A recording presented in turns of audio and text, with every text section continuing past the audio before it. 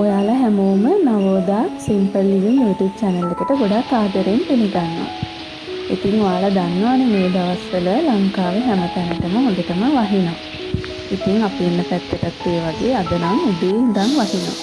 අද සෙනසුරාදා දවසේ උදේ ඉඳන් වහිනවා. ඉතින් ඔන්න අපේ ගෙදර ඉන්න කිටිලටත් ඉතින් එයාලටත් එළියට වැඩි යන්න බෑ. ගේ ඇතුළට වෙලා තමයි ඉන්නේ.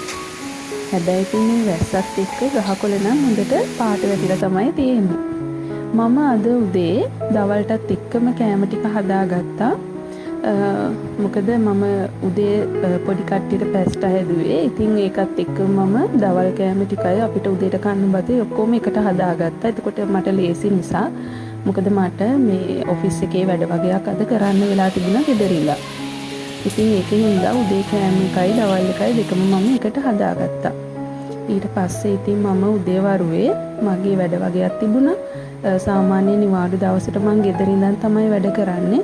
ওই විදිහට මම ඩිසයින් එකේ වැඩ වගේක් කරන්න ගත්තා.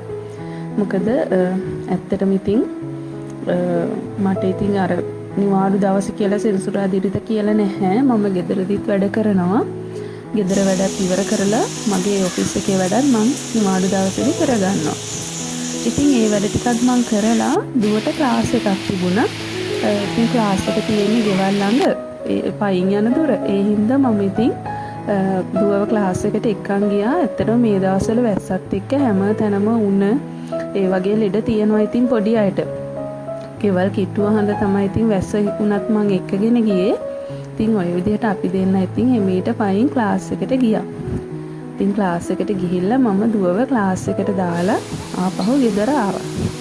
ඉතින් ගෙදර ආවට පස්සේ මට හිතුණා ඔයාලට අද වැස්ස දවසේ මගේ ගෙවත්ත කොහොමද කියලා පෙන්නන්න. ඉතින් බලන්නකෝ තාම වහිනවා. ඉතින් මේ වැස්ස දවසේ අපි බලමු මගේ ගෙවත්ත මං හදලා තියෙන එළවලු පැල ඒ වගේ තත්ත්වය කොහොමද කියලා. මේ ඔයාලා දකින්නේ මම හදලා තියෙන නෑකරල් වැල් ටික. ඉතින් මේ නෑකරල් වල දැන් පොඩියට නෑකරල් ඇවිල්ලා. ඔයාලට පේනවද බලන්න? චූටි කරල් තියෙනවා. මේ බලන්නකෝ. ඉතින් මටත් හරිය සතුටුයි. ඇත්තටම ඉතින් වැස්ස ගොඩාක් වැඩි. ඒකත් එක්ක ටිකක් ඉතින් අර එළවලු ගස් වල පළදා වෙන එක පොඩ්ඩක් අඩු ගතියක් තියෙනවා. මොකද අවුවක් තියෙන්න ඕනනේ. සාමාන්‍යයෙන් එළවලු මල් ඒවා හැදෙන්න. ඉතින් ඒ වුණත් මේ නෑකරල් වැල් ටිකේ කරල් ඇවිල්ලා තියෙනවා. ඉතින් ගොඩක් වෙලාවට අර මල් එහෙම හැලෙනවනේ වැස්ස හයියෙන්.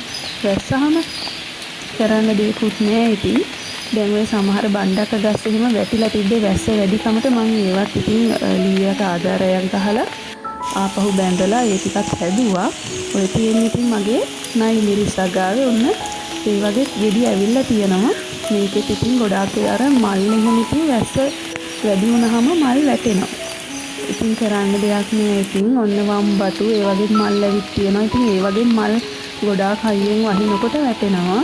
ඒ වුණාට ඉතින් ගහ දැන් මේ දවස්වල වහින හින්දා හොඳක් සරුවට කොළ පාට වෙලා හොඳට හැදිලා තියෙනවා. මේ වහින දවස්වල නම් ඉතින් වැඩි පෝර දාන්න යන්නේ නැහැ. පෝච්චි වල තියෙන ඒවා නම් ඉතින් පෝර දැම්මට කමක් නැහැ. බිම හදලා තියෙන ඒවට පෝර දැම්මම වැස්සත් එක්ක හේදිලා යන හන්දා වැහි දවස්වලට නම් මම ඉතින් වැඩි පෝර දාන්නේ නැහැ. දැන් ඔය ඔයාලා දකින්නේ මං හදපු බත් ජම්බු පැලයක්. ඉතින් මේ පාර ඔන්න එක ගෙඩි ඇවිල්ලා තියෙනවා ලස්සනට. ගිය පාර මල්ලාව හැබැයි ගෙඩි ආවේ නැහැ. මේ ගහ උස නැහැ. අඩි දෙකක් විතර පොඩි උසක් තියෙන්නේ. දැන් ඔන්න ඉතින් මේ පාර නම් මේකේ ගෙඩි ඇවිල්ලා. ඉතින් ගහ තාම උස නැහැ. පොඩි ගහක්. මේක බත් පැලයක්. ඔන්න ඉතින් අපේ ගෙදර ඉන්න කිටිලා තමයි මේ ඉන්නේ. එයාලත් ඉතින් වැස්ස පොඩ්ඩක් අඩු කරාම ඔන්න ඉතින් එළියට බහැලා එක්කෙනෙක් නම් නිදි. ඉතින් එදා දවසේ හවස අම්මලා ගෙදර යන්න තමයි මම හිතාගෙන හිටියේ හැමෝම. බබාලා දෙන්නයි මහත්තයයි මමයි. ඉතින් ඔන්න හවස 5 විතර අපි ගෙදරින් පිටත් වුණා යන්න. මොකද හවස තමයි අපේ අම්මලාට එනවා කියලා තිබුණේ. ඉතින් අම්මලාගේ මහ ගෙදරක් තියෙන්නේ මේ කිට්ටුව. අපේ ගෙවල් කිට්ටුව යන්න ඕන කිලෝමීටර් 3-4ක් යන්න ඕනේ. ඉතින් ඒ හින්දා අපි හවස තමයි ගෙදරින් පිටත් වුනේ. ඉතින් අර වැස්සත් එක්ක ඇත්තරම මේ කලින් ඒ කියන්නේ 5 වගේ වෙලාවටත් ගොඩක් කළුවර වැටිලා වගේ තමයි තියෙන්නේ. බලන්නකො ටවුන් එකෙත් අර වැහැලා හොඳටම කළුවර ගතිය තියෙනවා වතුර ඔයාලට පේනවා ඇති. මොකද මේ දවස්වල ඉතින් ලංකාවේ හැමතැනටම වහිනවනේ. ඉතින් ඔන්න ඔය විදිහට අපි එදා අම්මලාගේ ගෙදර යන්න පිටත් වුණා. ඉතින් දරුවොත් කැමති ඒ වගේ වෙනසකට. මොකද අම්මලත් කැමති ඉතින් පොඩි කට්ටිය එක්කගෙන එනවට ගෙදර. මොකද ඒ කට්ටියටත් ඉතින් ආසයිනේ මුණුබුරෝ මිනිබිරියෝ හුරතල් කරන්න. ඉතින් ඔය විදිහට අපි ගියා. ඔය අපි යනකොට ඔයාලා දන්නවා ඇති මොළගොඩ ඒ හරිය පහු කරගෙන තමයි ගියේ.